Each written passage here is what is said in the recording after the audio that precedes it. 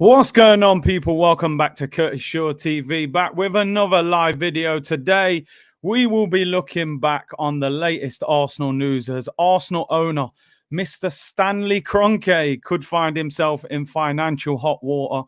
Also, Arsenal being linked with a January move for Switzerland international Dennis Zakaria, who is possibly open to a move in January. And we also look ahead to the Leicester game, big game this weekend. Have Arsenal truly turned a corner? 8 games unbeaten, 4 victories in the league, 2 draws, and 2 League Cup victories. Or, are we going to come unstuck against a better team? So to me, this weekend is a very, very big weekend for Arsenal. I was hoping that the Mikel Arteta press conference would have been done, but doesn't look like it's going to happen today. So it will possibly be tomorrow. So no waffle settings today, people. So unfortunately, we're not going to get that. Big up to everyone in the chat. Appreciate you tuning in. Buenos Aires. Zhao said Zakaria is weak. Sean said, did my research. Stan is just ishing on the other owners of the NFL. So in other words, a billionaire acting like a billionaire. Exactly. Dominic said, big up Curtis. It's now or never for Eck. Remember that man, Daniel Eck? Where is Daniel Eck? Is he actually doing anything, or was it all just hype from Daniel Eck, man? Is he the new Dan Gotti, Polymation Curtis on Twitter asking Fabregas about the infamous buyback clause. Anyone who doesn't know, Fabregas is doing a little Q&A on Twitter. He's answering a lot of questions, and I asked him about the Arsene Wenger buyback clause. He didn't seem to want to answer that one, people. Maybe he hasn't seen it yet. I'll let him off. But listen, big ups to everyone for tuning in as usual. Love the support. Hope you're all well. Thursday, we're nearly at the weekend, people. Smash a like on the video. We had a great video yesterday. It was a funny one, actually. For anyone who didn't watch that, I did a video last night at about 6 o'clock. So it wasn't the usual time. And it was a funny one. I'd only gone a Solskjaer on the green screen. I gave my public backing of Ole Gunnar Solskjaer. Keep him at Man United, people. But that was a good one. It was a funny one. I enjoyed that, people. Omar said, Eck used us for clout. I told you this already. The disappointing thing with that is like Thierry Henry's standing side by side with this brother. So when Thierry's with him, I'm like, bro, I expect this to be genuine. But yeah, hey, the 424 hoodie, I got to be honest, I've only wore this about 5 times. I remember buying this after we got to the semi-final of the Europa League. After we lost to Villarreal, I just looked at it in disgust. I thought, you know what, I'm not wearing this again. But anyway, we move, people. Let's talk about the infamous owner of Arsenal Football Club. Like you said, West Ham are being linked with a takeover as well.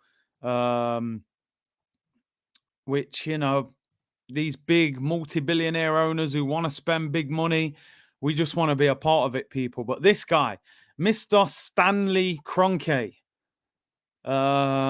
he's doing people dirty again. Are you surprised? No. Why would we be surprised, people? This is what this guy does. So basically, just to go over the story a little bit, people, Stan Kroenke obviously moved St. Louis to LA. Moved their team out of their city. I mean, imagine taking Arsenal out of London and just moving them to Newcastle or to Manchester. It's crazy. John said, maybe it's behind the scenes. Yeah, that's the thing. We got to hope so, bro. We got to hope so. Most big takeovers are done behind the scenes.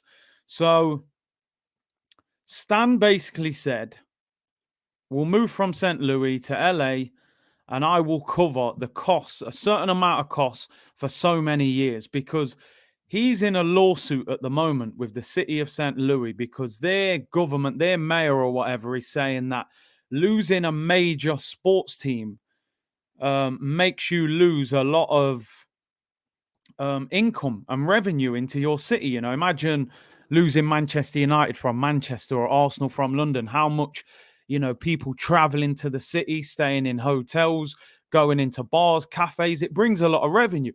So he moved them to LA on the basis that I'm going to pay a certain amount of money for a certain amount of time, because a lot of the other owners were against it. They didn't want it to happen.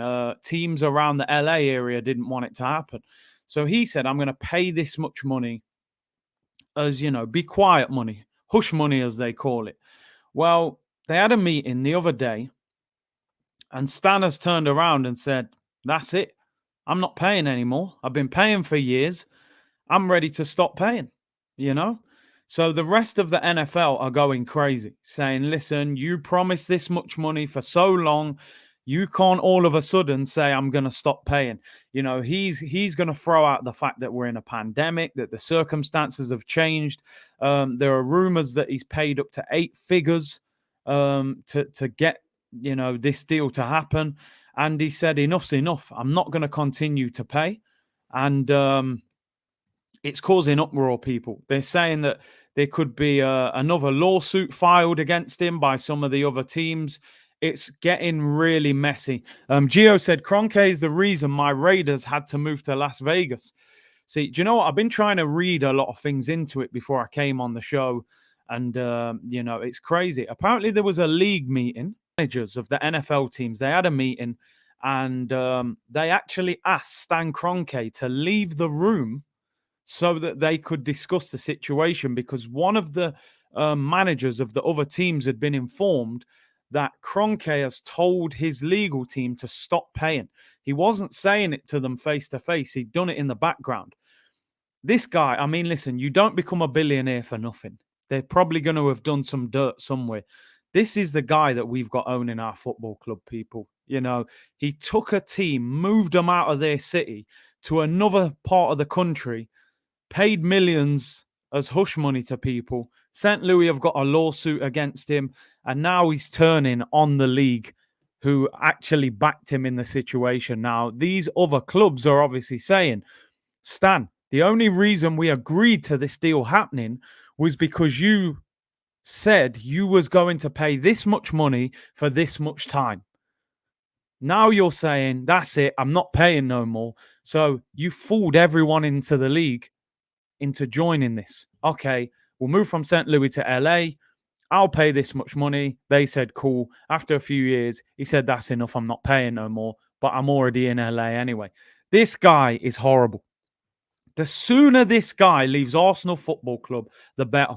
I know we have a number of disagreements within the Arsenal fan base, but one thing we all have to agree on, this brother here has to leave Arsenal Football Club. He told us publicly, people, he did not buy Arsenal to win trophies. We should have all turned against this guy. C-Trot said, Kroenke is trash. I'm from St. Louis and was a Rams fan. Key word was, Imagine Arsenal moving to a different part of the country. It's not Arsenal anymore. You've changed everything about the club. They're not even in the same city. Pandemic, he still completed his multi-billion stadium during last year. Over $5.25 billion for that stadium, people. Broad says, where is I Am King? Yeah, man. Usually he's in the later streams, to be fair. I've put slow mode on, people. I've put slow mode on. Craig said he's in training for the boxing. Don said, I, Big C, over in the city, have to fund a percentage of the stadium, and St. Louis didn't want to do it. And plus the owners of the NFL backed him fully. The commissioner backed it as well. Listen, I appreciate anybody who knows a little bit more about it, or if you're from America, put it in the comments if you want to give us a bit more detail. I think what he's done is fool the rest of the league into, listen, you know what? I'll pay for this. I'll make sure you're all sorted out if you agree to this. And he's then backed out of it. So listen, I don't think the league are going to be very happy about it. Now, as I said, people, how this could relate to Arsenal. They're now saying this could lead to another lawsuit being filed against him. He's already got a lawsuit against him from the city of St. Louis, who are saying that, he took that team out of the league in, very suspicious circumstances. Apparently, that lawsuit could be up to £800 million if he was to lose that. Now, the reason I'm looking into this, even though it's not directly Arsenal related, is could a lawsuit, especially if he was to lose it, could it force him into a situation where he feels like he has to sell Arsenal? He has to get money from somewhere else. So this is why I'm talking about it. John Layat said, Stanley the scammer, horrid Henry settings. I'm telling you, man. And he's not somebody you'd like to do business with. Big up to John. Michael said he did St. Louis dirty. The city built the stadium in St. Louis specifically for the move of the Rams. Then he moved them 20 years later. Seems like a man to me that doesn't have very many morals. Vince McMahon from WWE hates him, and people saying he warned us. Get this fraud out of Arsenal. Broad said Stan will have to sell. I mean, will he? That's what we're hoping. We're hoping he will have to sell. But does he have to sell? You know, there are rumours he's going to pass Arsenal on to Josh. So we'll have to see with that one. Kroenke ain't stupid. He'll only sell Arsenal if it's making a loss, not the case. B, he needs to raise capital if he's in financial trouble, which he isn't at the moment. We're hoping it could be. Or he receives a ridiculous offer, which at the moment Daniel Ek doesn't look like he's going to do. Navarre said Kroenke is a top scammer, can't be a billionaire by being truthful. I hear you. Big up Daniel. He said, Curtis, I don't see how we can make him sell. Listen, Daniel, I don't think we can directly make him sell, to be honest. The only thing I've ever said is that the fans can put pressure. The fans can put pressure. I genuinely believe the reason Arsene Wenger was pushed is because there was empty seats and protest. That caused the sponsors to say, I don't want to be involved in that football club. It looks toxic. The fans are going crazy. There's 20,000 empty seats. Your team is in decline. When you hit the pocket, that's when movement happens with these guys. They only talk money, people. Penalty Spot said, this is bad publicity for Kroenke. If he stays as owner, surely future business transactions would be impacted. I mean, you would hope so. You would hope so. Unfortunately, Shax, I haven't invested in Sheba, and it might be too late. But yeah, anybody who invested in it early, man, you're living life right now, I'm telling you. Broad said, stop buying 424. Run the man out of the club, guys. No, take this one off. This is one that I got caught in the hype, man. I got caught in the hype. At the time, I thought we was winning the Europa League last year, people. You know what I mean? Until the Arteta tax kicked in. Saudi takeover of Arsenal. We can dream. It doesn't look likely. Rifty said someone should buy who has money to spend as well. That's the thing. And one thing I have to state, people, is being taken over doesn't mean you're in the promised land. You know, the next guy who buys Arsenal could be worse than the guy who is buying it off. You know, remember when Mike Ashley bought Newcastle? They were going, oh, this guy owns Sports Direct. He's a multi-billionaire. You know, he knows about the club and English football. This guy's going to do all sorts. And look at the state of Newcastle. It took him years to get him out. Steve said 20,000 empty seats is pennies to Stan. Listen, it might be pennies in the state of, okay, 20,000 seats cost him this much money, but you've got to think how much he loses in terms of sponsorships. You know, if they were negotiating with Adidas would say, listen, we're not paying you 30 million a year. You can't even fill your ground. We'll give you 20 million. So maybe he loses 10 million on a sponsorship deal. That's the way it would hit his pockets. But listen, I mean, I did a Stan Kroenke stream a few weeks ago, and it caused a lot of controversy and discussion and debate, which I think we have to continue to have in the Arsenal fan base. We are 2 weeks away from another international break, and I think I'll do another one during the next international break. Man said Robbie is interested in buying Arsenal. Forever Kroenke out said, if the lawsuit is peanuts, why would he be pushing for the Super League? Listen, I believe one of two things. I believe Stan Kroenke was hanging on to Arsenal because the Super League was the golden ticket. It was Willy Wonka chocolate factory settings. You know, the golden ticket. They were going to pump money into every club. You're going to go and buy all the best players. You'll get all the sponsorship money, and the owner will not have to pump money in. The Super League has gone for now. But I genuinely believe, and if you read into it, people, I believe the Super League will come back within the next couple of years. They might rebrand it. They might reshape it.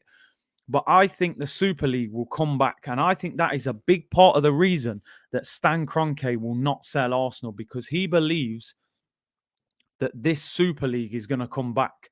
And for any owner, you would be absolutely loving life. There were reports they were going to give every club £300 million to go and spend on players. I mean, he wouldn't have to spend a penny out of his pocket. So I don't think, number one, the Super League has gone anywhere. And I think that's why, if you look at people, when the Super League collapsed, I say collapse like that because I don't think the Super League has collapsed. Why have none of the owners sold their club? Why have they not gone, you know what, Super League's gone, the fans are going crazy, I'll sell the football club? Not one of them owners has decided to let their club go. The reason? They know in the background this Super League's coming back. Why were none of the clubs that went into the Super League fined by UEFA or fined by FIFA? Because they were all in on it, people. You know what I mean? That they know this is going to come back. Daniel said, Big C, glad to catch you live, brother. Big up to you, bro. Jake said it will come back with the Champions League realignment. Yeah, maybe they'll reshape the Champions League. Maybe UEFA and the Super League will come together, but there will be something happening. Now, listen, all I was saying, people, yesterday I put up a promotion that Arsenal were doing 20% off till Friday. Some people were going, oh, you're promoting Kroenke. All I was doing, listen, I'm trying to help the community. I know a lot of people in the community buy merch. If you can get it cheaper, I'm going to help you out, people. But yeah, I hear you. Big up One Rovers Vlogs. Hope you're well, my bro. He said, big up Curtis. Keep smashing it. Keep doing your thing as well, bro. I appreciate your support. E-Man said, Curtis, I'm telling you, if Kroenke sells Arsenal, I'm bringing out the barbecue and wine. Bruv, I will be partying on stream if Stan Kroenke ever leaves. Let me tell you that, people. South London's finest. Yo, Big C, Stan has bucket loads. His wife owns Asda and Walmart. That man's got money, bro. That man's got money, let me tell you. They always say, though, a woman's money is not his money, you know? Your money is her money, but her money ain't your money. And that's kind of how it goes. Can he lean on her and say, listen, give me a quick 3 billion, to sort this mess out? She said, no, man, I got things to pay for, man. But no, you never know. No, they're a powerful couple. She's got a lot of money. Shaq said it's never too late for Shiba. It's going to hit the moon and back. For anyone asking what it is, it's obviously crypto. And, Shiba is absolutely on fire at the moment. Stop shopping at Asda, everyone. I actually like Asda as well. That's the thing. Well, what do we do now, people? Tesco? I don't know. Where are we going now? But yeah, as far as I'm concerned, Super League's going nowhere. Like somebody said earlier, Stan only leaves if the club starts to decline financially, he declines financially, or someone makes him an offer he can't refuse. And at the moment, those three situations are not occurring. But I would like to think that if the lawsuit wins against him, then maybe he'll have a problem. But we'll have to see, people. Time will tell. We'll do another Kroenke stream in the next international break. Curtis, someone invested $5,000 in August last year. It's now worth 5.4 billion. Crypto ain't a joke, people. Crypto ain't a joke. All the YouTube millionaires like Curtis could put together to buy Arsenal. Bro, I'm far from a millionaire, let me tell you. If I could, I would, people. I'd happily buy Arsenal. You need to be a big billionaire to buy them. Shop on Spotify. Daniel X Settings, man. Was he bumping us as well, though? Walmart sold Asda. Okay, we're safe in Asda, people. P. White said Marks and Spencer's. Okay, they sold Asda, so we're all right to do our shopping in Asda, people. I think if he gets offered 2.6 billion, he'll sell. There were a few rumors that he wanted maybe 3 billion apparently. But yeah, listen, 2.6 would definitely ask a question. The rumors were that Eck offered 1.8 and then 2. I don't think either one of those situations was going to push him to sell the football club, So it's going to have to be a big one. It's going to have to be a big offer to force him out. But hey, that's the end of the Stan Kroenke talk. But we'll do a different Stan Kroenke stream during the international break. A couple of things I want to talk about. First one is an unfortunate one, and it's this man, Nicolas Pepe. And I don't like to do this to players because stats are not always accurate. They're not all, sometimes you got to look at the circumstances surrounding it. But Nicolas Pepe is causing a lot of conversation at the moment amongst football pundits, amongst Arsenal. And these are his stats so far this season. 6 appearances, no goals, no assists. 11 successful dribbles past defenders in 6 games. Touches in the opponent box, 39.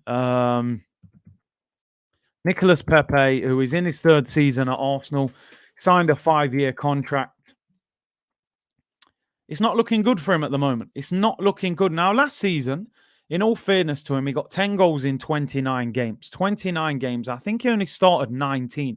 So 10 goals in 19 starts in the Premier League is not bad in a team that was very dysfunctional last season. That's basically 1 in 2, right? So I'm not completely writing him off as a player. I'm trying to state this every time I talk about him. But at the same time, he has to produce more than this. The most disappointing stat on there for me is the successful dribbles, because even if he wasn't scoring and wasn't getting assists, if he was a real danger and he was forcing everybody to double up on him and creating spaces for Aubameyang or for Lacazette or for Smith Rowe or for Saka, I would say at least you feel that danger in him as a player, even when he's not getting goals and assists. That's the most difficult one for me. There are wingers who are getting 7, 8 successful dribbles in 1 game. 11 in 6 games is not good enough for a guy that cost 72 million. Like South London saying, Raul and Lil sold as a dream. I think Raul knew what he was doing. You know, there's a reason Raul got pushed out the door very quickly. You know, there was envelopes all over the place, big brown ones full of £50 notes, people. We know what happened here. You know, it's crazy that he cost that much money on the back of 1 big season from Lille, you know. But listen, what do we do with Nicolas Pepe, people? I don't want to come on here and just hammer him because I don't think that's productive. I've said many times, I do think Nicolas Pepe does have talent. What I think he lacks is aggression. I think he needs to be quicker when he runs at fullbacks. Also, a lot of you have said before, I've seen people saying they would like Pepe to play on the left rather than the right. And like I said, I saw a report yesterday stating that he is playing 15 to 20 yards wider than where he played for Lille, which to some people will sound a little bit of an excuse. But I think he is more of a right forward than a right winger or right midfielder. I don't think he's one of them hug the touchline wingers. He's like a striker that plays off the wing. So I think he maybe could do with playing a little bit more central. But what do we do with Nicolas Pepe, people? Give me your opinions. Do you think we cash in on him in the summer? Do you extend his contract to protect his value as he'll only have 2 years left in the summer? Do you play him on the right? Do you play him on the left? Can you play him up front? Like, what are your thoughts, people? Let me know. Give me your thoughts and opinions. Santam said Pepe cannot perform in the Premier League. Adam said play him centre forward. Martin said it's Mikel and his gimmick football. I mean, listen, one thing I have to admit, how many attacking players are thriving under Mikel Arteta's style and system, people? Penalty spot said, I think try him as a supporting striker or a right attacking midfielder. Footy chat said, big up Curtis and everyone in the chat. Hope you're all good. Over 1,100 people in here, by the way. Smash a like on the video, people. And don't forget to subscribe. Marvu said Saka hasn't scored since January, but Pepe is the one getting the heat. Listen, I think the difference is, and I've seen a few people say that, Saka came through the youth system. Pepe cost 72 million. Saka is what, 20? Pepe is 26. The expectation level is different. The difference as well, Saka still has an ability to produce a performance even without scoring. Saka is not one of these players you're going to type in on Google, put Bukayo Saka stats and be wowed by the stats. He doesn't produce Mo Salah numbers, Raheem Sterling, Mane. He's not that guy. You know, there are wingers that don't score that many goals, but they are dangerous. They cause problems. A lot of the time when you watch Saka play, he's a problem. He creates something. He makes something happen. He's tidy. He works hard. Don't get me wrong. I do think Saka has to significantly improve in front of goal. You know, I think he should be getting 10 goals with the amount of games he plays. But we can see what Saka does with Pepe. A lot of the time when he doesn't score, he doesn't produce that much. You know, he doesn't cause enough of a problem. Listen, I'm not at the point of giving up with Nicolas Pepe. I got to be honest. I would give him till the end of the season. But what do we do with him? Because what we're doing at the moment isn't working. Whether that is Mikel Arteta's fault or Pepe's fault or a bit of both, there is definitely a problem. Magambu said a problem with Pepe is he is here for years, and I don't feel like he's an Arsenal player. Like he hasn't done enough to be like he deserves to play every week. Looks like a player on loan. I know what you're saying. He doesn't look totally like settled. He doesn't look like he's adapted to the system that the manager wants him to play. He doesn't look like he's thriving in the Premier League or in this Arsenal team with this manager. And that's a worry. That's a worry. He's had a few pre-assists. I mean, we need more than pre-assists. Cliff said, bro, Pepe is so talented, but he plays like he's playing with the lads in the park. Always makes one tricky move too many. Big up, Cliff. Thank you for your support, bro. I just think the thing with me, and I say it all the time, and you're probably bored of hearing me say it, it's the aggression. It's the speed in which he runs at the fullback. I think he could run quicker, do things at a quicker tempo, at a quicker speed, and you'll be harder to deal with. That laid-back mentality when he gets the ball and he has a little shimmy and then moves the ball onto his left foot, tries to cross it, tries to shoot. It's very predictable and it seems easy to handle at the moment. That's the problem with Nicolas Pepe. Spot for Curtis. Let's be real and move Pepe on. Better wingers out there for half the price. LS has had enough. Michael said St. Maximum. I mean, I think St. Maximum will be difficult to get now due to the takeover. Danny Ceballos vibes, they're saying. Jamal said, as you said many times, Curtis, we need aggressive wingers who take fullbacks on. Raul said Pepe lacks game intelligence. Shouldn't be, they're things we shouldn't be saying of a 26-year-old footballer. He's experienced now. Pepe's not direct enough, says Sports Genius. Khalid said, would you swap Pepe with Sterling? I feel like Pep could improve Pepe. I would take Sterling for Pepe at this present moment, again, for the directness. Sterling runs at fullbacks. But yeah, listen, different managers, different systems, Pepe would probably look a hell of a player. I just don't think Mikel Arteta is the guy for him. No one from the attack is striving under Arteta, so he is to blame. He's definitely a big part of it, people, because, all right, Aubameyang's getting into a little bit better form, but the guy disappeared for nearly the whole season. Lacazette was very lapsidaisical. Pepe didn't thrive, although Pepe, like I said, 10 Premier League goals last year. A lot of players not thriving under him.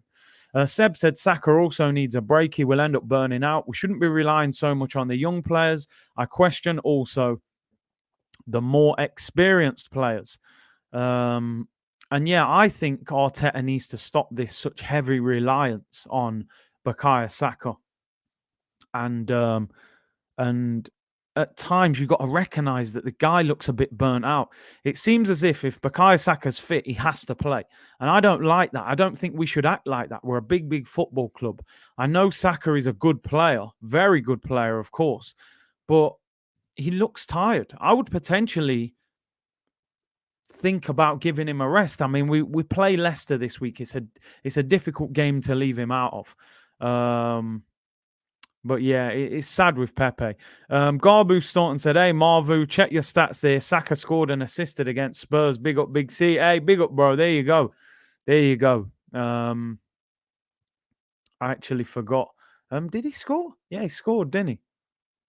He scored, yeah, drilled it across the Lloris right foot. Yeah, Marvu, mate. See, get your facts right, fella. You want to come on here and start trolling. Not even 500 likes, people. Come on, 1,250 of you in the chat right now. Can we get 1,000 likes on the video and get your opinions in? Nicolas Pepe, 2 years left on his deal this summer. £72 million, 130 grand a week. Talented, no doubt about it. 10 Premier League goals last season. I think that was good for a guy that didn't play on a regular basis. But this season so far, 6 appearances, no goals, 1 assist, and only 11 successful dribbles past the fullbacks. What is going wrong with Pepe? What do we need to change? Is it the manager? Is it the system? Does he just not suit the Premier League? Does he just not suit Arsenal? Would he do well at a Liverpool or Manchester City or Chelsea? What is the issue? Because what we're seeing here, is not good enough. We need more than this from Nicolas Pepe. Dominion said, "Oh, he just got him. Big up, Big C. What's this then? Kroenke broke. No, not quite, bro. But we're hoping he gets backed into a corner and forced to sell." And I agree, Arteta has not developed and improved any player. In fact, players like Eddie, Balogun, Saka, Pepe, and Martinelli look worse. Interesting. A lot of them, I think you can say Martinelli has definitely gone backwards under this manager. Balogun has gone nowhere. Eddie has really gone nowhere. And Pepe has kind of, got stuck as well. Chunky Monkey said, always watch your streams on the way to work. Big up, bro. Daniel Browning, is lacking confidence bad. How do we get him that confidence? Is he better on the left? Is he better on the right? Maybe in the 4-4-2, you're playing wide. Is he going to work hard enough? Ziggy with a super chat. Big up, bro. Pepe is still better than Saka. Arteta tax. Interesting. And you know what? I'll ask that question because that's an interesting question. I think I know the answer, what most people will say. But do you think Pepe is better than Saka? Which Ziggy is saying it. Big up to Broads, who I just seen his comments float. He said 21 away from 1,000 subs. Thank you so much, bro. I actually streamed yesterday. Are you Broads? How did you not let us know you were streaming? We've been waiting about 9 months for a stream. The man streams and don't tell anyone. Broads is 21 subs away from 1,000 people. I'm trying to encourage him to get on this platform because he's good, but he just doesn't do it often. So if 21 of you have not subscribed to him, go and support him. Arsenal community people, we're all together. Let's get him to 1,000 and maybe it'll encourage him to go more. Why is Pepe the only one giving excuses? Right wing, left wing, new manager, different right back. Never hear these excuses for Smith Rowe and Saka. Do you know what? It was... I used to say something similar about Mesut Ozil in the latter stages of his Arsenal career, not early on. Everything was everyone else's fault. He needs a new defensive midfielder to protect him. He needs a right winger that makes runs in behind. He needs a striker with pace. It was everything but him. And I can understand why some people will say that with Nicolas Pepe, because whilst I believe Nicolas Pepe is not being helped by the manager in terms of the system and the way he's playing, I watch Nicolas Pepe every time he plays 5-6 times a game isolate the left back, and I look at that and I say, come on, do him, show me the quality. You've got skill, you've got step overs, move him, let's go. And he doesn't do it, and he loses the ball, and I'm like, he's got to do more than that. He's got to do more than that. Kashim said Pepe is better, but Saka has a higher ceiling. Interesting. Pepe got the stick last season. People were hyping Saka all season. Still, Pepe had more goals and assists, tells you the level. So I think what Jasmeet's saying is, listen, if he got 10 goals without playing well, what could he actually produce if he was in form? And that is a fair point. But how do we get him in form? That is a question. And like I said, I think we've got a similar situation occurring at Arsenal with Martinelli. Martinelli, to me, 18 months ago, was the best youngster at the football club. On his way to becoming a Brazilian international. He trained with the national team in Brazil. And there was pictures of him and Neymar on the training ground, But what's going off with Martinelli? I have this feeling that Martinelli and Pepe, if Arteta is the manager long term, they may not be at the club for whatever reason. I don't know what he doesn't like about them, but you got to get more. I think what people have to understand in football, there are two things in football. There's the stats and there's the eye test. The eye test is just purely what you see. When you watch that player, are you excited? Do you feel they're effective? Do you feel they're good? And the other one is, are they producing stats? Especially attacking players, you want goals and assists. I think with Nicolas Pepe, you can produce a positive argument for him with the stats. 10 goals last season is decent. And then, like I said, with Saka, his stats are not great in terms of goals and assists. But then when you do the eye test, Pepe doesn't look as good. He doesn't produce as much. A lot of the newer generation, it's all stats. But sometimes there are circumstances within them stats. I remember back in the day, I used to watch Arteta for Arsenal. I used to go, I don't rate this guy. And people go, yeah, but he completed the most passes on the pitch. Pure El Neni vibes, backwards and sideways passes. It's the balance of the two people. The top players, they get the stats, and when you watch them, you see the performance, you see the quality.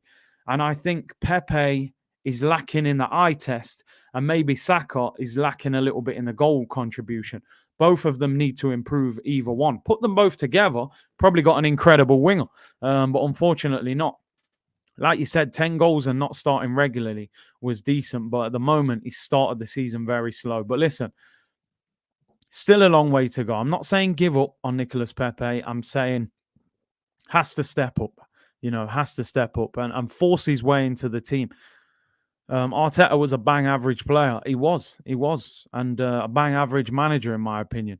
Nimbo said, I'm excited about Saliba. How was he against PSG the other day? I didn't watch the match, bro. He got man of the match, Nimbo. He got man of the match up against Mbappe.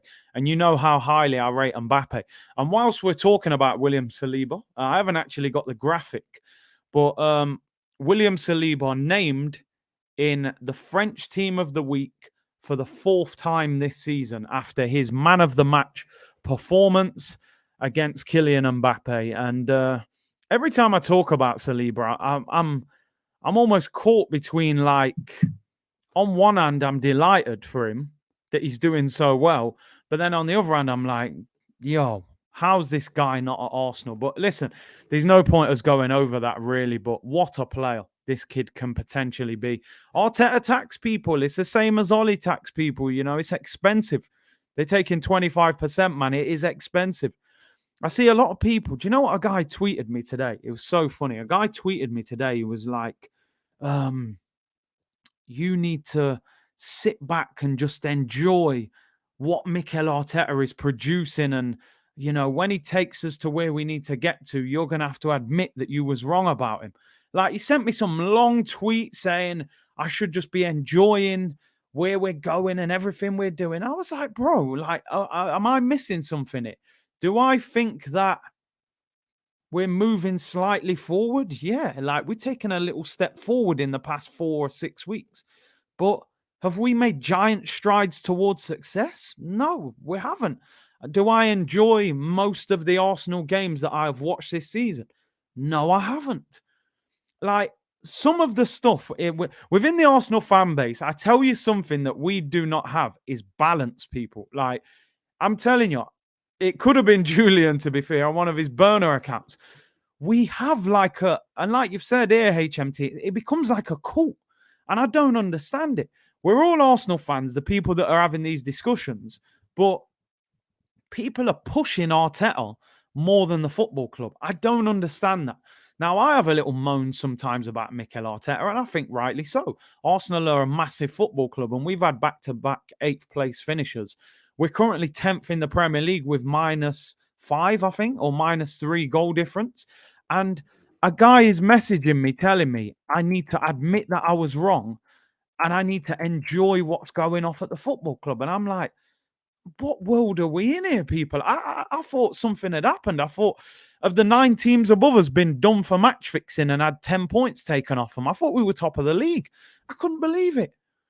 People, I genuinely believe there are people out there who love Mikel Arteta more than Arsenal. I don't get it. I'm not really that bothered about the manager, people. I just want the best for the club.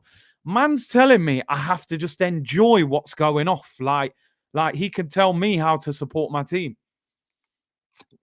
He actually made me laugh. I didn't even really bite back. I was just like, you know what?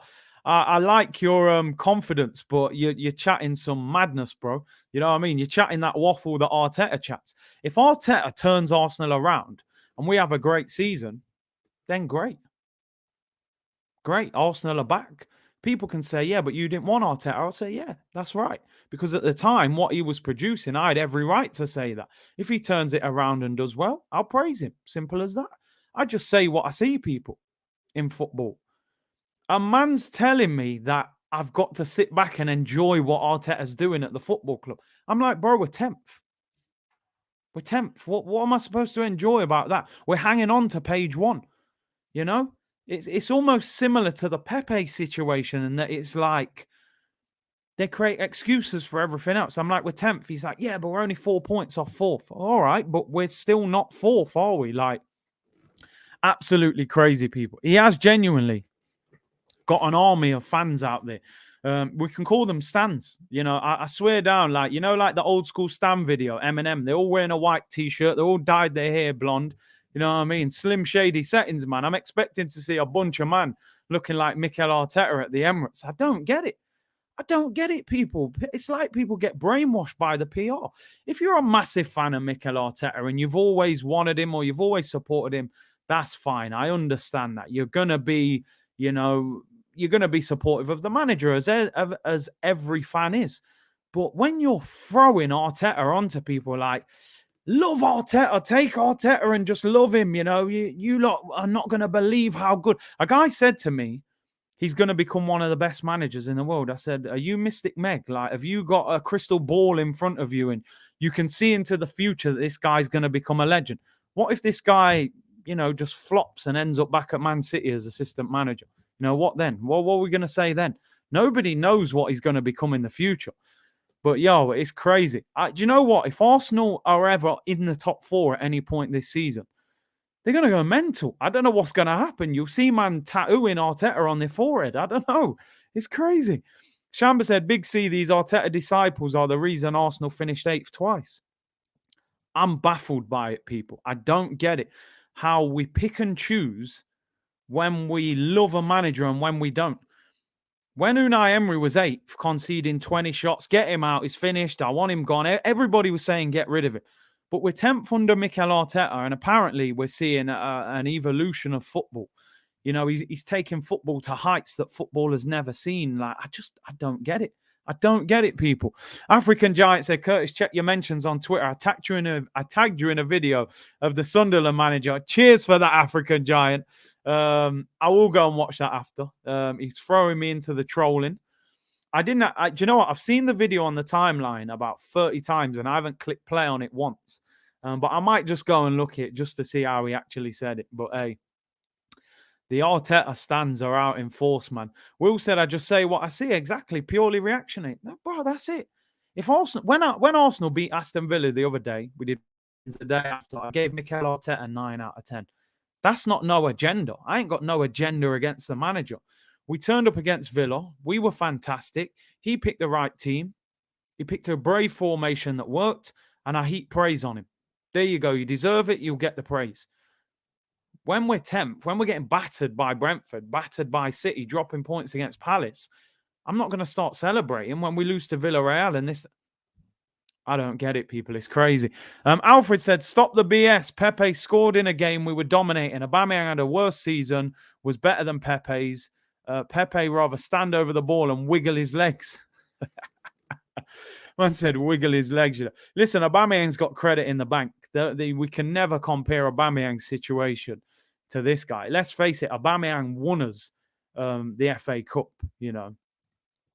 DV said, I get your point, Big C, but there are fans who want him to fail just to say, I told you so. Well, listen, if there's fans that you believe have got that kind of energy, then I understand that if you put that comment towards them.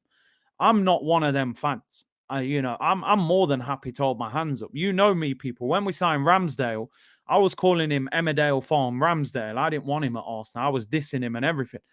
Over the past few weeks, I've happily said, this guy is proving me wrong. At this current moment in time, I've got it horribly wrong with Aaron Ramsdale. Do I mind? Not at all, mate. I'm happy to hold my hands up and say Aaron Ramsdale is doing bits and Arsenal are going to benefit from his quality. But to say that comment to me, I was like, bro, I think you're on the wrong account. Man's saying I've got to just sit back and enjoy like I'm at Alton Towers about to go on a roller coaster ride. I've just got to enjoy it. Mikel Arteta, you know, geez, they love this guy. Seriously. The Green Gooner said, big up, Big C. It's gotten to a stage where people just disagree because it's fashionable. Pepe has been poor. We should be calling it when we see it. And that's all it is, bro. That's all it is, the Green Gooner. If you see it, then that's what it is, people. If you look at Pepe and you're underwhelmed and you think he can do better, you've got every right to say that. If Aaron Ramsdale's playing brilliant and you can see it, then he's playing brilliant. We're going to say it. Mikel Arteta, I'm still underwhelmed by him. I really am. I'm underwhelmed. We're 10th in the league. Yeah, we've gone on a decent little run, 8 games unbeaten. Let's not forget 2 of them were draws, 2 of them were League Cup. 4 wins out of 6 in the Premier League. It's progress. It's progress, because we had a terrible start to the season. We lost the first 3 games. So we're moving in the right direction. And I like to see it. But we've got a long way to go, people. I want to see Arsenal in the top 4, in the top 6. I want Arsenal to go to Leicester tomorrow and beat them. I want Arsenal to beat one of the so-called top 4 in the Premier League this season as well. I want to see Arsenal beat United, beat a Liverpool, beat a Man City, someone like that, if we can. So Ziggy said next loss and we're back on page 2. If we drop points against Leicester on Saturday, we're back on page 2. Yeah, I'm being told I should enjoy this roller coaster ride like I'm at Fort Park. Like, we're not even on the roller coaster yet. You know what I mean? We're queuing up for it. We still haven't even got on there yet. We've got a 1-hour queue before we get on that roller coaster. Long way to go, people. Big up to Joel. He said, Curtis, I ran a 5K run today in 20 minutes, 40 seconds. Very happy with myself. It's a personal best. Bro, I did a lot of 5K runs in the first lockdown, and I can tell you now, 20 minutes, 40 seconds is quick. That is quick, bro. So big up to you, man. That's some serious speed. Well done, man. Trust me, man. Drop points against Leicester. I'm accepting cookies again. I didn't think I was going to see the cookies at Arsenal again. But yeah, drop points and we're in a mess. So I think we just need to put things into context. Are Arsenal making progress in the right direction? 100%. 8 games unbeaten. We were bottom of the league at one stage. We're now 10th. We're moving in the right direction. But let's not pretend we're where we want to be or where we need to be. Right? We've got to be up there before we start singing and dancing about the manager. We're 10th. So let's continue to win. And maybe in a month's time, 6 weeks' time, get through Christmas, then we'll talk about where we are, Bobby said, Big C, Twitter caters for the herd mentality. If the big accounts are pro-Arteta, the unstable minions in the real world jump on board and get more likes and they feel important. Simple as that. Listen, I always say, keyword in life, people, is balance. Balance. You have a element of people sometimes where people think controversy sells. You look, the most controversial story is on the front of the newspaper. So some people are overly controversial about everything and they're trying to make headlines all the time. You've also got a crowd where it's like it's popular to back Arteta at the moment and be pro Arteta no matter what he does. And people want to appear that anything this guy does, I'm going to back it. As I said before, there's a big YouTube, a big Twitter account who is Arsenal. And this guy said to me personally, I would not express my true opinion on social media because I don't want the club to think I'm being negative towards the manager.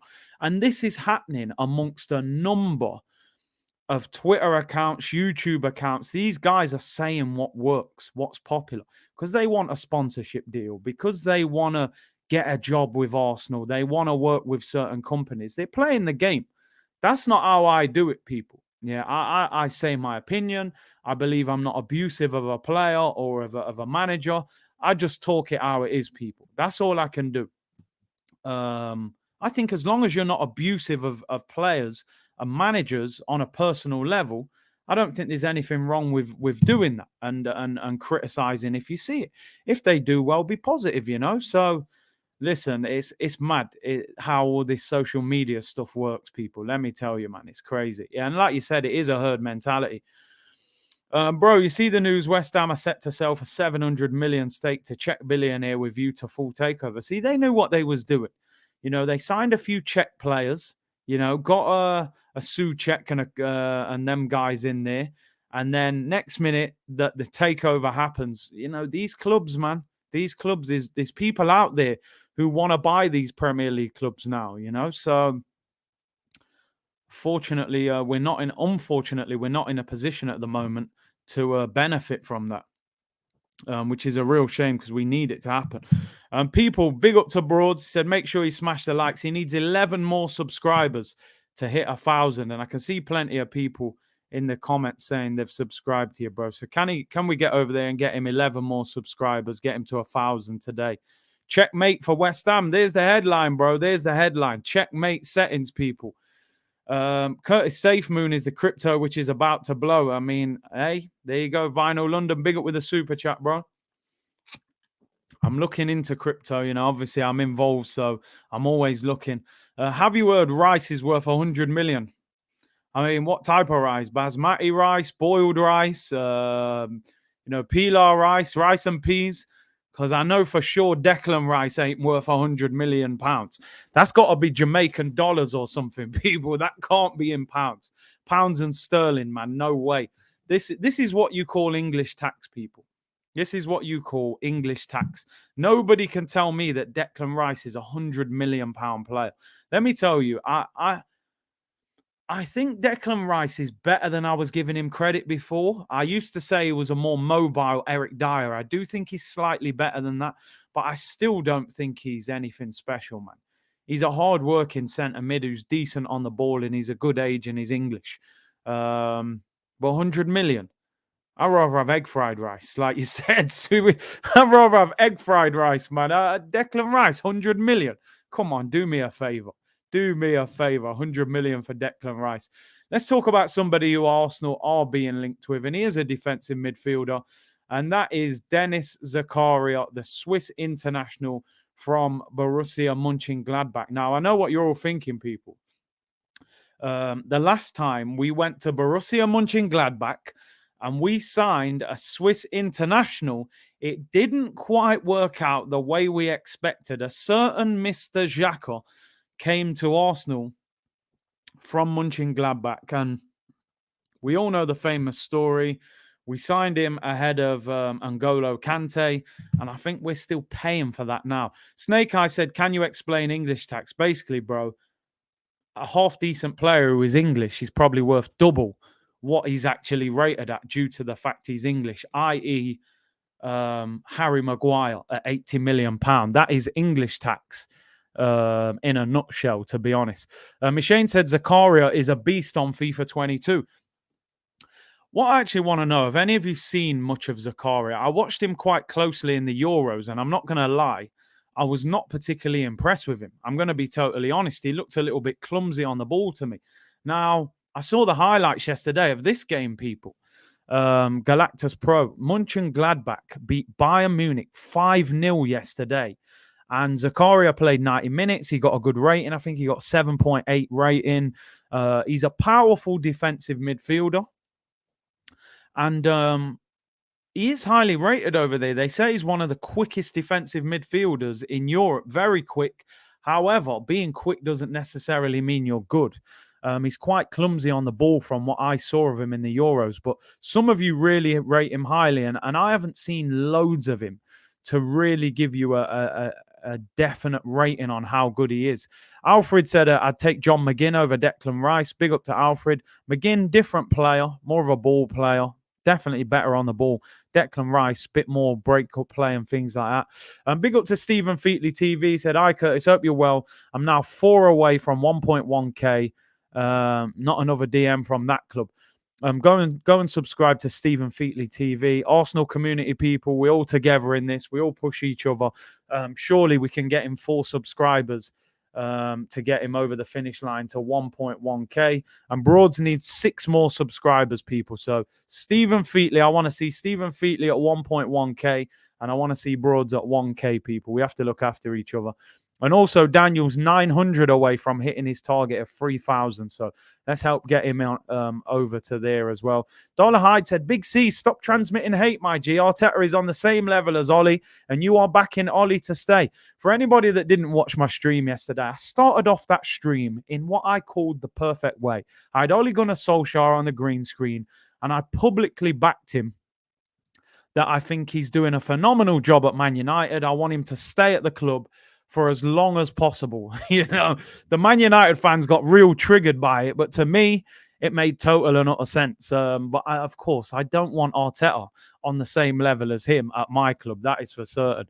Gambian Guna said, big up to Stephen Featley. This is a charity channel. Sub to it, guys. And exactly, Stephen does great work with charity as well. His link is here as well. Big up to Static. So we have to back each other in this community. John said, we also signed Xhaka from Mönchengladbach, and that didn't exactly work out, did it? Liam said, I'm 1 million subscribers away from 1 million. You got to start somewhere, bro. You got to start somewhere. But what do people think of Zakaria? Gladius Scoop said, Bissouma is still much higher on my list than Zakaria. He is certainly a squad upgrade on El Neni. Listen, I mean, that's not too difficult, is it? I think the problem is, Fat Frank said he got benched for Xhaka at the Euros. We don't want downgrades on Xhaka.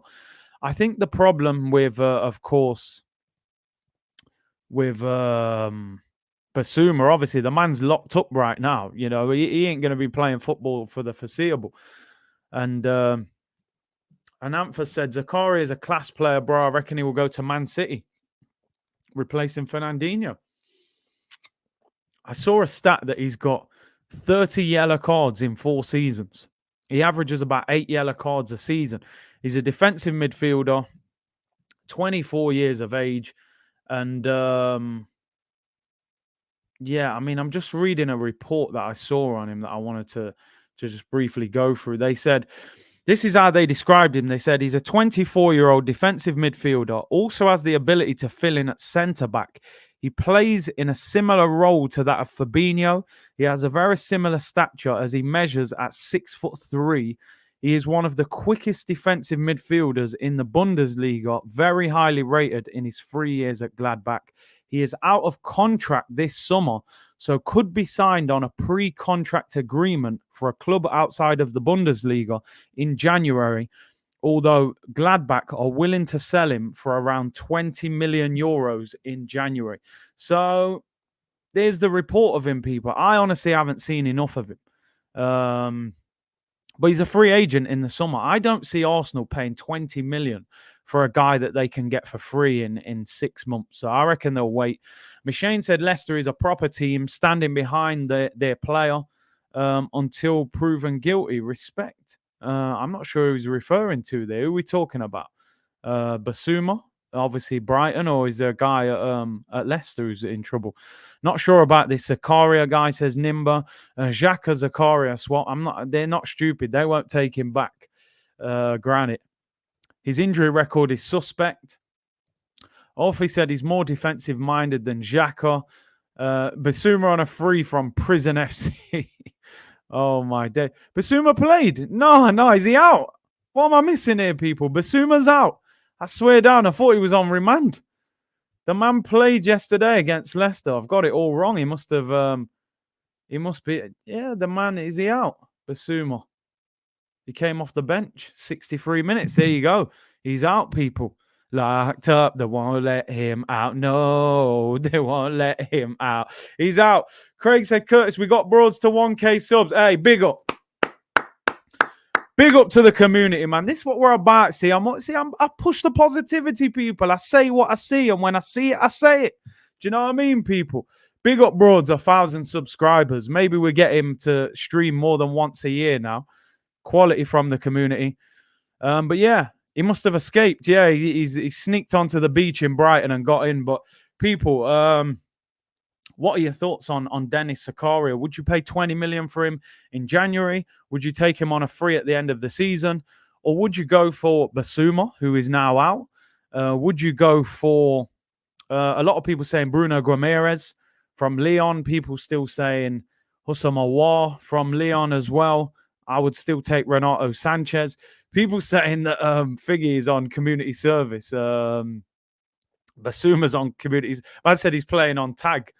Prison break settings, I'm telling you. Yeah, big up to Broads. Big up to Stephen Featley. Hopefully, we've got him to 1.1. Let us know in the chat, Stephen. Yeah, there you go. 1.1 as well. See, this is what I'm talking about, people. This is what we're about as a community, you know? We help each other. We push each other. Do you know what I'm saying? Look, I am King. Big announcement from Broads. New video coming soon. You know what I'm saying? It's all going off, people. It's all going off. We're transmitting the subs, as Arteta likes to say. We're transmitting So yeah, you can't go wrong in that sense, people. But listen, well done to Stephen and to Broads. It's all about pushing each other in the community, people. Listen, big game this weekend. Big game this weekend. We play against Leicester.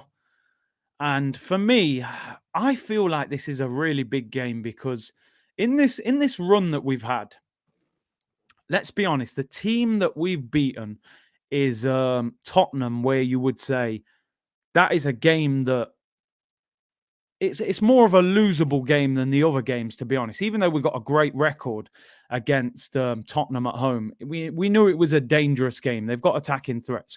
We battered them. We handled business. Leicester is the first game, in my opinion, since we played Tottenham where, we're not sure whether we're going to win this game or not. I was confident we'd beat Brighton and beat Palace. Unfortunately, we didn't. But this is a very big game. Now, we beat Leicester away from home last season, but Leicester have started to pick up a little bit of form after a slow start. They're level on points with Arsenal. I think they're above us on goal difference. They're 9th, we're 10th. We are only 3 points off West Ham in 4th.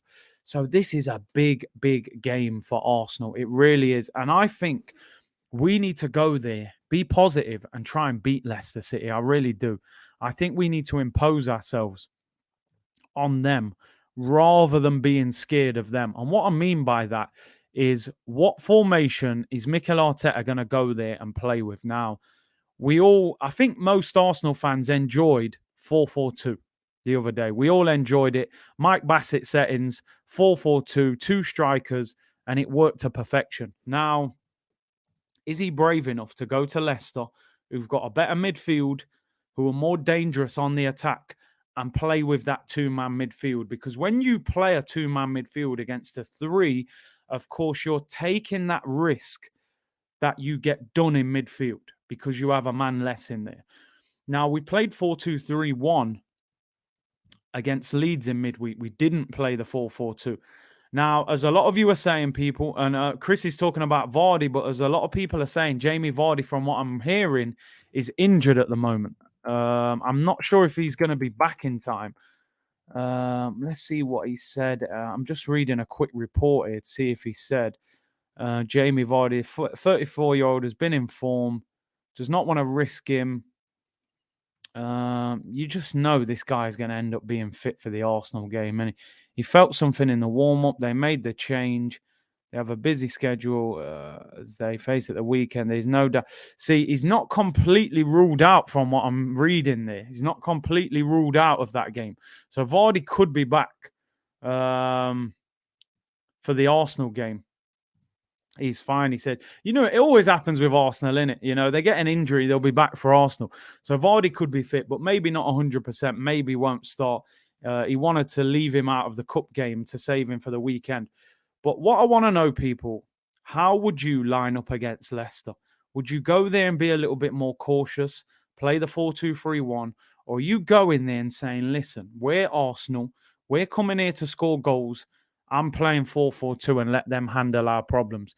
Man said, will the real cone man please stand up? I'm telling you, slim shady settings, Liam, slim shady settings. For me, people, I'm on smoke. I'm going there 4-4-2. RG said, would you take a draw? I want 3 points. I still think we're playing catch-up. A draw probably put us in the bottom half of the table if results go against us. I want 3 points. I want to go 3-point collecting, people. Forget trick-or-treating this weekend, Halloween. I want us to go 3-point collecting. 4-4-2, score goals, go and beat them. One thing about Leicester this season, people, now, Leicester have conceded 15 goals in 9 games this season. Their defense is leaky, people, at the moment, right? They have scored 15, so that's that. You can see where their problem and their weakness is. I want 4-4-2. Now, we're going to pick the Arsenal team. The back 5 picks itself, as I always say. Apparently, Ben White should be available from what I'm reading. So I'm going to assume that Ben White is playing, right? I'm going to assume that Ben White is playing. What's going on here? Where's Gabriel? Because the manager's saying it's nothing serious. So I'm going to put Ben White in the team. I don't really want to be putting Rob Holding in against Vardy or Patson Daka, who's very quick as well. Tomiyasu. So we know. In fact, I say the back five. I say the back five picks itself, as Pikachu is saying here. Nuno or Tierney. Nuno Tavares for me. Who you picking, people? Kieran Tierney hasn't played for 2 weeks. He's only just got back in training at the weekend. He should be fit. I'm playing Nuno Tavares because I thought he played really well. And Tierney, you know this guy's injury prone anyway. PG said he'll pick Tierney if he's not injured. Ian said Tavares, Navarre Tavares, Rowan, Heaven Angel, Greg. Everyone's saying play Nudo. Sheets of Metal said get Saliba back if only we could. Fleabeard said Kieran Tierney if fit defensive levels. See, some people may think, we'll be on the back foot a little bit more. We need the better defender. I'm going for Nuno Tavares. He deserves his chance, people. He deserves his chance. Kieran Tierney has not been playing well either. Let's be totally honest. What sort of message are we sending out? I understand if, Aubameyang doesn't play and Eddie Nketiah comes in and gets a goal. You're not then going to play Nketiah over Aubameyang. There's levels. Kieran Tierney has not been playing well this season. Nuno plays for me. Nuno plays. He earned the right to play. Tierney hasn't played for a couple of weeks, only just back in training. I would give Nuno Tavares the opportunity now. Don't get me wrong, or Tavares as they call him. I would play him.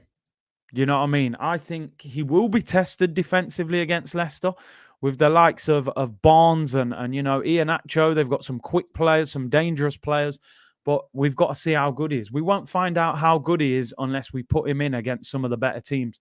Alfred, big up to you with the super chat, bro. Said, only way we will beat Leicester if we put them under pressure. We have to score goals, play the Wenger style, outscore them. Leicester's strength is scoring goals. And I'm like I said, people, Leicester have conceded 15 goals in 9 games. They're conceding a lot of goals. Don't get me wrong, they've scored 15, so they're banging goals in as well. I think we've got to go there and outscore them. Guna Talk said, Kieran Tierney is the most overrated player we have. He can't complete 90 minutes without looking shattered or getting cramp. I mean, listen, I'm not going to have a go at him too much, but I do think there is a problem with him. I've said the best ability is availability, people. Doesn't matter how much talent you've got in football or any job that you are in. If you are not available, you are no good to your employee. Right? Availability is the best ability. Kieran Tierney is injury prone. Every game after about 70 minutes, the camera will pan on him and the man is on the floor getting treatment. Every game. He seems like he can't get through games. So there's the back line for me. The midfield does pick itself, in my opinion. He scored a goal. No one can believe it. Thomas the General Partey and Sambi Lokonga. No more Bambi Lokonga jokes, people. Those two in midfield. Now let's build that partnership. Let's build that partnership, people. Yeah, clip that Ross. Best ability is availability, people. No point being you're good at your job 5 days a week, but you only turn up once. If you're great at your job on Monday, you can't tell your manager, listen, I'm not available for the next 4 days because I was so good on Monday. I don't think I should turn up Tuesday, Wednesday, Thursday, and Friday. You'll be sacked, mate. They don't care about that. You've got to turn up and produce, people, on a regular basis. Kieran Tierney is a good defender, in my opinion, but the lack of availability and is not good. It's not good. And he's been done a lot of times this season. And Bremo, is it? The Brentford guy ripped him up first game of the season. Mahrez dealt with him. Reece James was battering him on the overlap. Jordan Ayew the other week was just breezing past him. Man said, we are the Rough Riders. DMX settings, man. Rest in peace to the legend DMX. Nuno Tavares. Ooh, ooh, ooh. We're coming to Leicester to start barking at them Foxers, people. You know what I mean? Big dogs, man. Pitbull. The big dogs, as Grizz says on the Big Six show. The big dogs, man. We have to turn up with the big dogs. The wingers, people. Who do we play in the wide areas? This is where it gets difficult. Bukayo Saka has looked tired, but he does give you that work rate in a 4-4-2. The wingers have to work. Smith Rowe did well in the last league game. Wasn't great midweek Are you going to play him on the left? Or do you go Martinelli, who wasn't great midweek? I think at the moment, the way we're playing, Smith Rowe is in good form. He's earned the right to keep that spot on the left-hand side at the moment. On the right, I mean, man's saying play Odegaard out wide. I don't think so, my friend. Odegaard don't get anywhere near this team for me. Anywhere near this team. We said the big dogs, mate. Odegaard's like a newborn puppy, mate. You know what I mean? He can't handle these battles. Who do you go with? Are you resting Saka and playing Smith Rowe on the left with Saka on the right? Or you playing Pepe on the right, people? Man said Eddie on the wing. Nah, Eddie ain't getting on no. Are you talking about Eddie Murphy? Eddie, you know what I mean? No chance left wing, Eddie and Nketiah. Martinelli and Saka. I just think because ESR, I think ESR's got 5 goal contributions in his last 5 league games. There's no way they're dropping him. Ian said Saka, Pepe is finished. Ainsley on the right. I think he will play Saka. Let's be totally honest, right? He's going to play Bakayo. There's no way he's playing Pepe after that performance the other night. And yeah, like you said, Saka was rested midweek. So he will play Saka. And the front two picks itself. Eddie and Nketiah and Balogun. I'm joking, people. I'm joking. The big dogs, well, when they decide to be big dogs anyway, you know. We've waited how long have we waited to see these two in a partnership? Emery was going for it. Emery tried it a few times. You know, you got a £56 million player in Aubameyang and a £50 million player in Lacazette. Why not play them both together?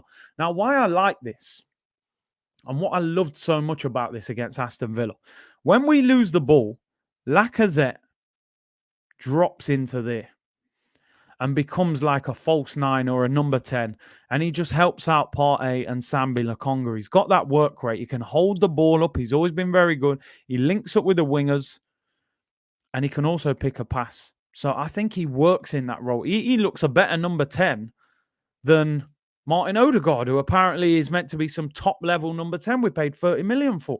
So I think that's how we've got to go. Is there anybody in the comments that doesn't agree with it? Would anybody go with something else? Would you play Pepe over Saka? Would you play Tierney over Tavares or Tavares, as they was telling me? Would you do anything different? Would you go there and be a little bit more defensive and maybe play with a third midfielder? And big up to Broads. He said, we reached 1,000. Just want to say a big thank you to the community and the big boss, Curtis. I appreciate it a lot, my bro. Hey, big up to you, bro. You know what I mean? You done that yourself, you know? So, yeah, I hope it encourages you to get going with your channel a bit more. But big up to you, bro. Marcus says, big up, Curtis. Congratulations on the award. I appreciate that, man. Really appreciate that. I think most people agree. Darren said, nah, this is the team. RM said, Laka can't spot a pass to save his hairline. He's not having it. He's not having it, man. Ian said 4-4-2 versus Tielemans, Samare, Maddison. Arteta wouldn't dare. And that's the thing. Will he get scared? Will he do something a bit different? Because they do have quality in midfield. They are scoring goals. I'm not sure if Arteta is brave enough to go to Leicester and do that. I would love to see him do that. Let's get some questions in before we round up, people. We've been on for 1 hour and 13. Big up to all of you. 1,500 people in here. Thank you very much for your consistent support. It's really appreciated. Obviously, Saturday, we'll be live about 45 minutes before kickoff. Kickoff is 12:30 p.m. UK time. Arsenal or Leicester against Arsenal, and we'll be doing Tottenham against Man United in the evening. I think it's 5:30 kickoff, so we'll be doing that as well. El Sakiko, they're calling it, to see which manager gets the sack first. Let's hope Ole Gunnar Solskjaer can get 3 points. We need to keep him in the job. So tune in for that. Any questions, comments you want to get in, people, before we round up and get out of here? Sident said the Leicester team, Kasper Schmeichel, Amarte, Evans, Sionchu, Ricardo, Castagne, Tielemans, who is that? Samare, Maddison, Iheanacho, and Vardy. It's dangerous. There's a lot of attacking talent there. A lot. But at the same time, with Maddison, Iheanacho, Vardy, those three probably don't defend too much. There obviously is a problem in the team somewhere if they're conceding 15 goals, you know? No, Ice Skills, you don't have to pay for your comment to be read, bro. Just get your comments in. I just can't guarantee I'll read all of them because there's a lot. 1,500 plus. League Cup draw Saturday, 10:30. Yeah. On Soccer AM, people, 10:30. Let's hope we get Sunderland. The Sunderland manager was running his mouth. Hugh said I would choose El Neni in the midfield. Reminds me of a young Zidane. Hey, Hugh, it's too early in the day for them jokes there, bro. I think Zidane's still better than El Neni now, and Zidane's probably about 43.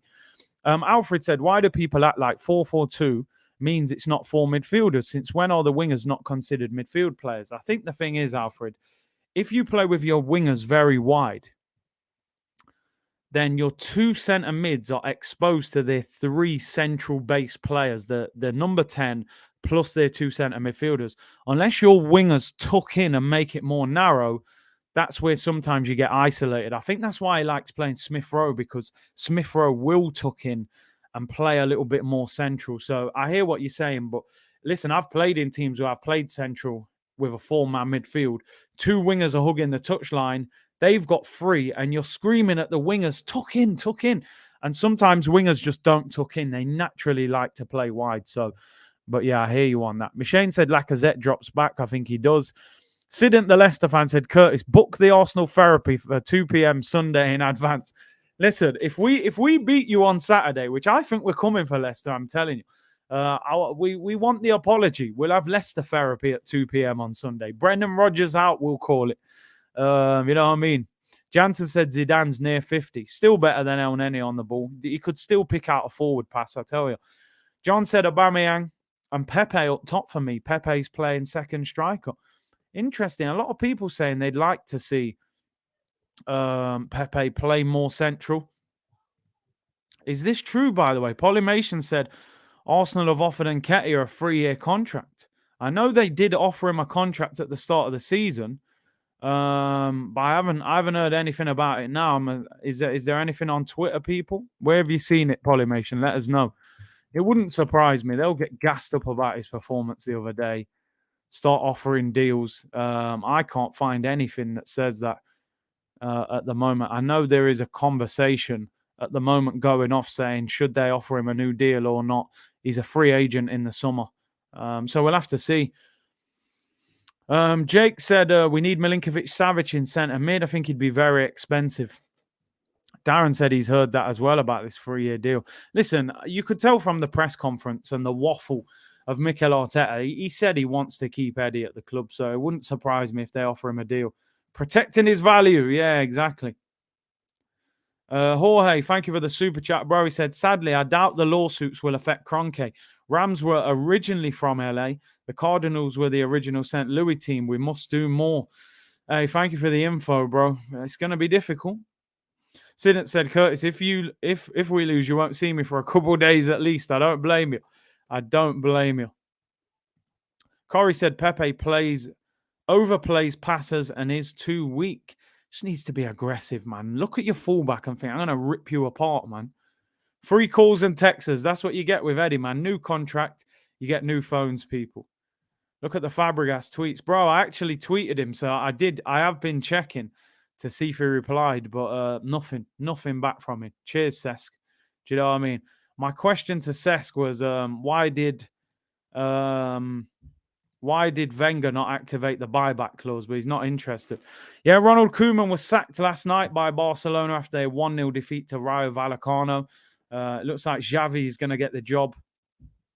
If Mikel Arteta was that highly rated, you know, could they have gone for him? He's a former Barcelona. He's been involved at Barcelona, but they're clearly not that impressed by what he's doing. Sammy said Arteta securing the iPhone 13 until 2026. Unlimited minutes and texts, people. You know what I'm saying? Unlimited minutes, texts, all of that. Them fetch performances by Eddie have been next level. Yeah, you know, the way he's collecting them tennis balls. Are you bringing Fabregas on Curtis Shaw TV? Bro, I can't even get him to respond to the question. I'd love to. For those who don't know, I've obviously had Philip Senderos on the show before, and he is good friends with Fabregas. So I will ask the question. You can only try, people. The Barca B manager's been hired as the interim, but apparently Xavi is negotiating his release from his current club. Iman said, my favorite YouTuber. Appreciate that, bro. Hendon being reported on Twitter that Arsenal offered a 3-year deal, but Eddie wants assurances of playing time. How can you assure Eddie and Nketiah of playing time? Surely you just can't. You've got Aubameyang. We're probably going to buy a new striker in the summer if Lacazette goes. You cannot guarantee Eddie playing time, and he's not good enough to be guaranteed playing time. I'm sorry, people. You know what I mean? He's not a bad backup player, but he's not good enough for Arsenal. Luckily, Arteta is an Espanol boy. Oh, fair enough. You may get away with it. Question, bro. Will you be happy not to buy a midfielder as AFCON may be cancelled as per reports due to COVID conditions? I mean, that's interesting. I haven't heard nothing about that regarding AFCON. I think if AFCON was cancelled, you would not see Arsenal go into the market for a midfielder because Partey Elneny would be there. Yeah, I'm just seeing reports now. AFCON could be cancelled. I think a lot of Premier League clubs would be very happy with that. You know, we were obviously set to leave. We were going to lose, Pepe, Aubameyang, Elneny, and Thomas Partey, you know. So Omar said, Barcelona stream now, 1.8K watching, 12.5 million subs. Curtis Shaw, 1.4K watching. What a community we got, people. What we got? 37,000 subscribers. We got 1.4K people watching. Barca got 12.5 million. They got 1.8. It shows us, people, we're a giant. We're a giant in this game, people, thanks to this great community we've got and we're building here.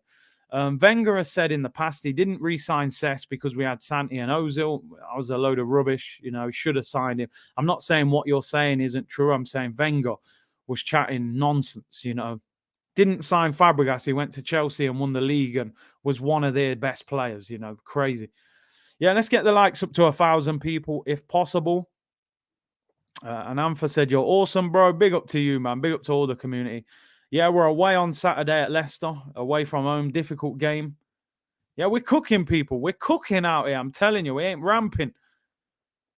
Get the likes up to 1,000. Any more questions you want to get in, people? Let's have a few minutes of questions and we'll get out of here then, people. I'll leave you to enjoy the rest of your Thursday.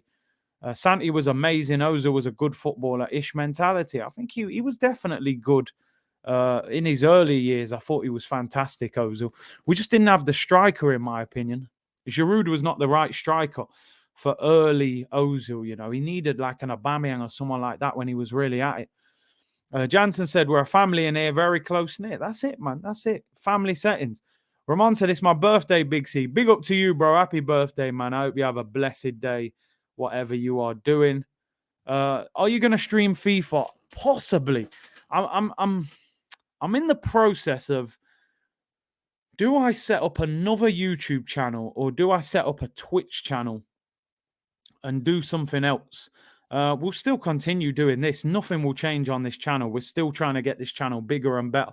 But I want to diversify and do something else. So I don't know. FIFA just winds me up. I don't know about anyone else. I play about 2 games on FIFA and then I'm like, this channel's just winding me up. You know, this game, is just winding me up. I want to get off it. Maybe it's because I play Ultimate Team. Maybe I should do Pro Clubs or Career Mode or do something different. Like someone saying there, GTA. I don't know. We're going to look here. I might do Twitch. I think maybe we take it over to a different platform and do something different. Football Manager. I don't know, people. I don't know. Alfred said Santi, Fab and Ozil would have been the most talented midfield. I mean, the ball playing ability of those 3. Alexander said, Big C, the thoughts on the comments from Sunderland. I mean, bro, he's in League One. You don't lose. What do they say? Lions don't lose sleep over sheep. The man's in League One, bro. Who cares what he says? Mo said, Curtis, love your content, bro. Keep grinding. I appreciate that. Start on Twitch, says Marvu. I think we'll possibly look at that. FIFA 22 career mode, Arsenal. We do what Arteta can't do. Nicola said, finally getting my PS5 on Saturday. FIFA 22 career mode is where I'm starting. Ultimate Team is just so stressful, you know. And Ramon said, spending his birthday with his newborn Nasir. Big up to you and your newborn, bro. And Token said, are you worried Saliba won't re-sign because of Arteta? It's possible. It's possible. If he has a great season. Look, the man's been in Team of the Week 4 times this season. He's having a great time over there. They're in Europe. The manager loves him. The fans love him. He's with Guendouzi. At the end of the season, if Arteta's still the Arsenal gaffer, he might say, I don't want to come back. But listen, he's contracted, so ultimately it's in our hands, you know. FIFA is very stressful Ultimate Team anyway. My Ultimate Team is not great. I haven't played it much and I haven't like bought packs. So the team isn't great. Paul said, Big C, love from Kenya. Big up to you, bro. Craig said, Curtis, last time I played FIFA, the controller got smashed. Yeah, do you know what? I did that once on PS4. I've got my PS5 now, so I'm not, you know, I don't throw this pad. These pads are a bit more expensive. Jitesh said, yo, I got my driving test tomorrow, bro. Wish me luck, GA. Good luck to you, bro. Hopefully you pass. Just stay calm. Stay calm and you know, I always say the mentality for anybody doing a driving test, when you get in that car, you have passed that driving test unless you make a mistake. You're not sitting in the car as a failure. You're sitting in the car as a success. So take that mentality on board. Unless you do something horribly wrong, you are passing that test. So stay calm. You'll be fine, man. Let us know if you pass. FIFA in Foot Champs is the most stressful. Oh, it's crazy. It's absolutely crazy. Sell one, Saka or Pepe. I gotta let Pepe go if I had to, man. Saka's young. He's in the game, man. That tackle Saliba had on Mbappe was epic. It was. Matt said, Curtis, do you think it's fair for fans to compare Vieira and Arteta's managerial career, given that Arteta managed during the start of the pandemic, removing massive deadwoods and a whole squad overall? I would say that listen, Arteta does deserve some credit. He's won an FA Cup now. A lot of managers have not won trophies in England. He won one within 6 months.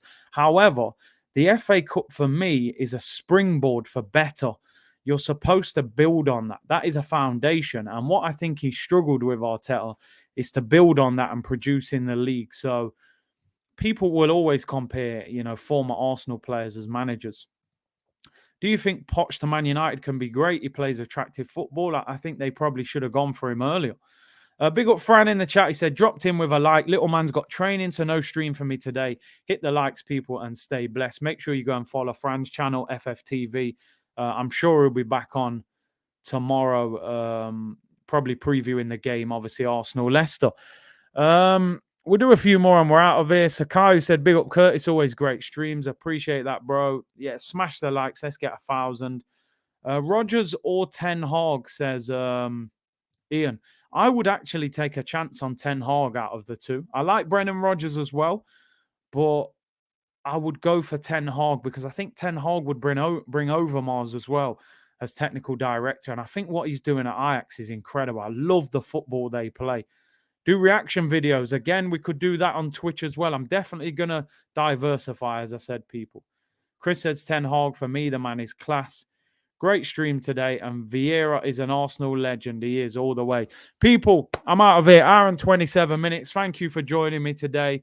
Enjoy the rest of your Thursday. I will be back tomorrow, 2 p.m. We'll do a proper preview of the Leicester game. The press conference should be out tomorrow as well. So we'll do press conference reaction, waffle settings, and then we will look ahead to the game on Saturday. Don't forget Saturday, Arsenal watch along against Leicester, and we will then be doing the Tottenham Man United watch along later in the day. Curtis, are you going to Barstool soon? Nah, not as far as I know, people. Not as far as I know. You never know in the future, people. You never know. Enjoy the rest of your day, people. Thank you. Listen, big up to all of you for supporting Stephen Featley, Daniel Bailey, Broads, Fran. You know, it's community settings, togetherness, people. We're always going to support good people in this community. So I appreciate that. Enjoy the rest of your Thursday, and I will see you all tomorrow, everyone. Bless.